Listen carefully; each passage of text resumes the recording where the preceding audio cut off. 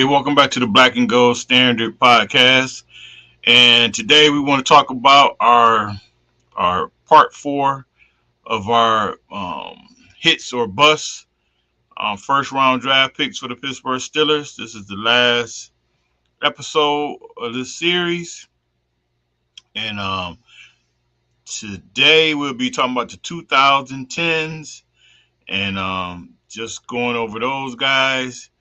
And this would be it for this series. So this was just something I wanted to just talk about because, by it being draft season and just to see that, this draft is business is it's a hard business. It's a hard business. I mean, I believe if you're doing well, if you at least 50-40%, if you somewhere in there, you're actually doing pretty good because it's just a hit or miss. Because like I say, guys will perform well in college, and it seems like you know you think you can justify drafting these guys, but then when they get to the NFL, it's a whole different thing. And I think part of that is it just be the situation those guys get drafted into, the systems that they're getting put into. It's just a lot of other things that I think a lot of times that kind of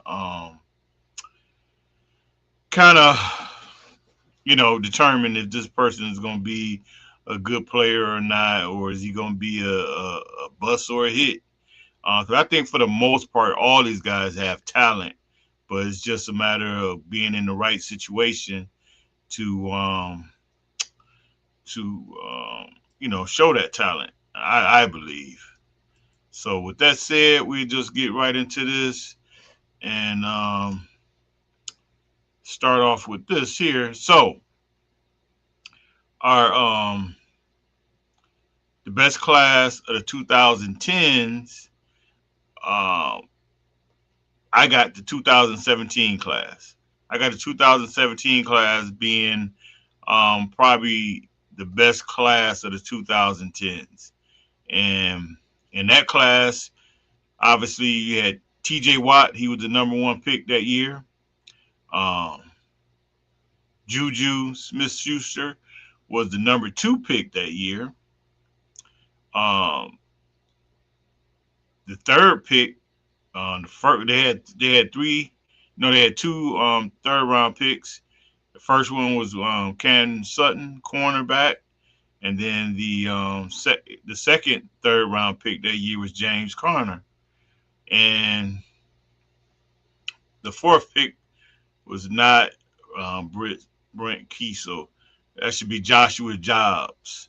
So I think that was the best class of the 2010s. I mean, you basically had what you got a Hall of Famer. You had two starters for sure. Cam was Cam really wasn't a starter, but he played a lot. And then you had a decent backup quarterback that year. So I think the 2017 was probably the best class of the 2010s. So now we're into the 2020s, and starting off 2020, the Steelers didn't have a pick. That was the year they traded that pick to the Miami Dolphins to get Mika Fitzpatrick. So in essence, you can kind of say that was their number one pick that year, but they didn't have a pick that year. So moving right along, 2021, running back Najee Harris. This was a big debate here because a lot of people didn't want Najee. A lot of people didn't want a running back that year, and the thing was don't take a running back in the first round, and Steelers actually end up taking a running back in the first round, and it was Najee Harris. Now, to me, and I'll let other people kind of have their opinion of it, but Najee was 6'1", 242 pounds, out of Alabama. First round pick, um, pick 24 overall. Played with the Steelers for 4 years. The Steelers did not pick up his option. Left via free agent. His stats were he played in 68 games, started in 68 games. Um, he had 1,097 attempts for 4,373 yards, a 3.9 average, which is not really good, but we'll talk about that. He had 28 touchdowns. He caught 108 balls for another 1,149 yards, a 6.4 average, six touchdowns, one Pro Bowl, and he played for Mike Tomlin. Kevin Colbert actually was the one that drafted him, and Omar Khan. So my thing here with Najee, and I kind of say it right here. Harris was kind of the scapegoat for the Steelers' lack of offense, of power, and offensive scheme. By them saying he was not explosive enough. He had four 1,000-yard rushing seasons. So I know the one thing you get a lot of people saying 1,000 yards is really nothing. Ain't nothing but what, um, 60 some yards, 62 yards a game, something like that. But the thing I would say about Najee, yeah, now he wasn't the fastest, but I think Najee, his time here was just a rough time. I mean, first, you had Ben right at the end of his career. But then after that, the quarterback situation was not good. The offensive line wasn't good, and Najee was just getting beat up. I mean, he was just getting beat up, but he still managed to make it to 1,000 yards all 4 years that he was here. Never missed a game, which is huge, especially at the running back position. So I think he kind of gets a bad rap to me from a lot of the fans that say that was a wasted pick. But I think in the long run, for the situation that he was in and the Steelers were in, I thought he did the best he could do. Like I say, yeah, he wasn't the fastest, and as far as explosive runs, but um, he just had he had a hard time because that offensive line was terrible, terrible. All right, so moving on, 2022 quarterback Kenny Pickett. Do I need to say more? This was a pick that shouldn't have been made. Um, the I don't know what Art Rooney was even thinking, that you got your GM that's walking out the door and you're going to let him make this pick, which I thought was crazy. So it was a dooms from day one. I mean, if you ask me, Kenny Pickett was picked because Dan Marino wasn't picked 40 years ago, and I think they just figured we're not going to let that happen again. We got a guy right in our backyard, but Kenny Pickett should have never been the pick that year. I mean, not saying that you couldn't have drafted him, but you probably could have got him in the second, third round. So that was just a bad pick, and I don't even blame Kenny Pickett. I put it more on the Steelers organization, and I got Pickett was not a first round talent. This was definitely on the Steelers organization for an unnecessary round one reach, and that's what I kind of thought that was. So he was 6'3", 220 pounds. He had little baby hands. Um, Out of University of Pittsburgh, first round, 20th pick. Played for the Steelers for 2 years and was traded. 25 games, 24 starts, 446 completions, out of 713 attempts for a 62.6 completion average, 4,474 yards, 13 touchdowns, 13 interceptions, a 78.8 quarterback rating. And again, played for Mike Tomlin, Kevin Colbert, Omar Khan, and like I said, the Steelers seen what they had to see in 2 years with him, and they knew that they had to pivot and go in a whole nother direction. Whole nother direction. Hey, Yolanda, how you doing? Um, yeah, so that was just a disaster. That was just a desperate pick. Like I say, I don't even see how they let Colbert make that pick. So that was just a whole that was on the Steelers. I don't even blame Pickett. That was definitely on the Steelers for even going that route.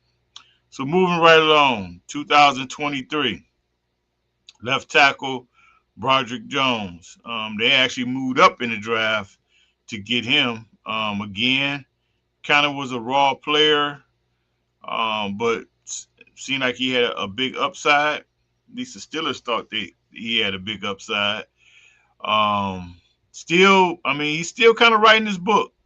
He's still kind of writing his book. It ain't quite over with him yet. But he's dealing with an injury. But I don't know what's gonna come out of it now. Is he even gonna be able to play next year? But Jones is raw coming out of Georgia, and at times has shown promise.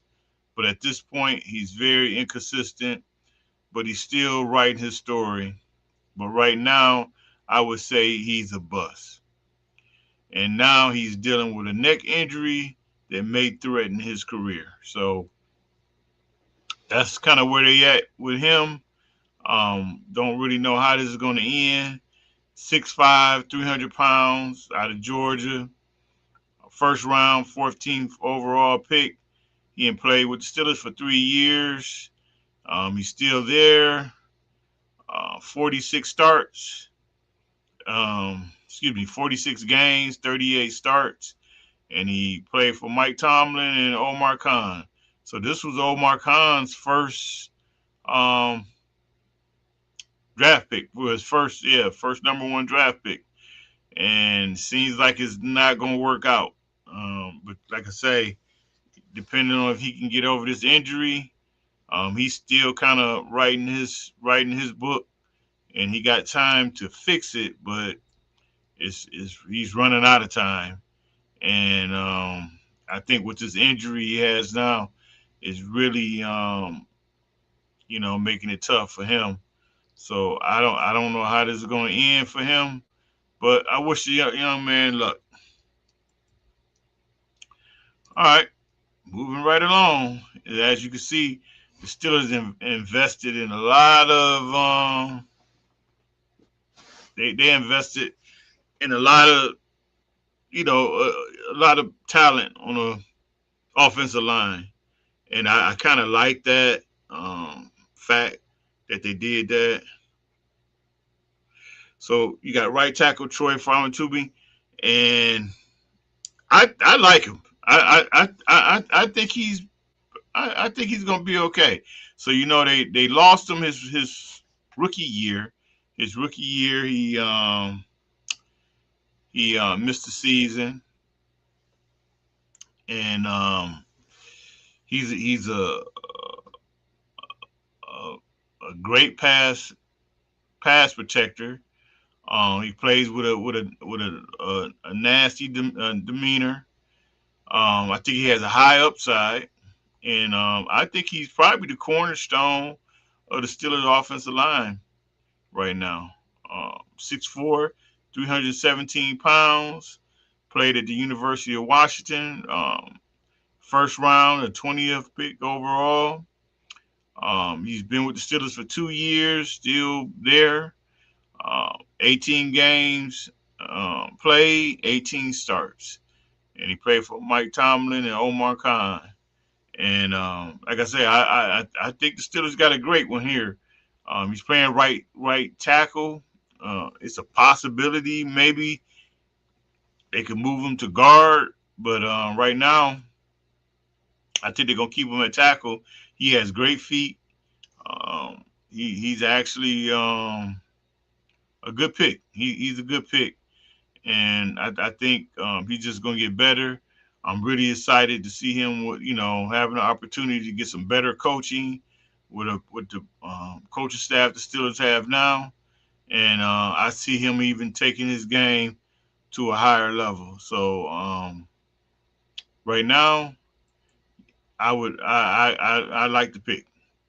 I like the pick, and we'll see. So here we go. Another cornerstone, Derek Harmon, 2025, last year, defensive tackle. Um, Probably going. Well, I don't even think he's going to be a Cam Hayward replacement. He's just he's just play. He play on that right side, and he's just really a DN in the Steelers defense, but have proven to be a great run stopper. He got a lot of promise here. So Harmon rapid ascent to the starting role, showing immense promise as a run stopper despite nursing missing games with a knee injury. That's the only thing. He missed a few games, kind of got banged up a little bit. So got a little, you gotta hopefully he can kind of get over these injuries a little. But at 6'4", 313 pounds, um, coming out of Oregon, he was first round pick, 21st pick overall. Did play with the Steelers for one season. Uh, Played in 12 games, started 8, and his stats for his rookie year was one pass defense, one fumble recovery, 27 tackles, one tackle for loss, 3 sacks. Played for Mike Tomlin and Omar Khan, and I would say right now, he's going in the right direction. He's going in the right direction, and I think he's going to be, one of the cornerstones on this D line. I see the Steelers maybe getting another D lineman, nose tackle type, in this draft coming up, and you know teaming him up and teaming him, Benton up, and and being a future defensive line whenever Cam gives it up, these guys will be ready to fully take over. And so I think the Steelers are building the trenches. They're not quite there on the offensive side or the defensive side, but they're almost. They're close. They're close. Like almost. You need to add the offense because of Jones' injury. You may have to add 2 more pieces there. But the defense, I think you just need to add one more big piece, and the defensive line will really be there. Because like when Cam steps down, they have somebody to slide right into his spot, and and ready to go. So they're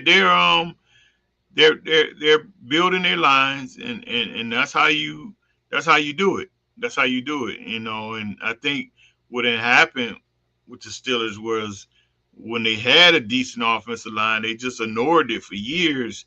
And you gotta add offensive linemen and defensive linemen. I feel like you gotta add those guys every year.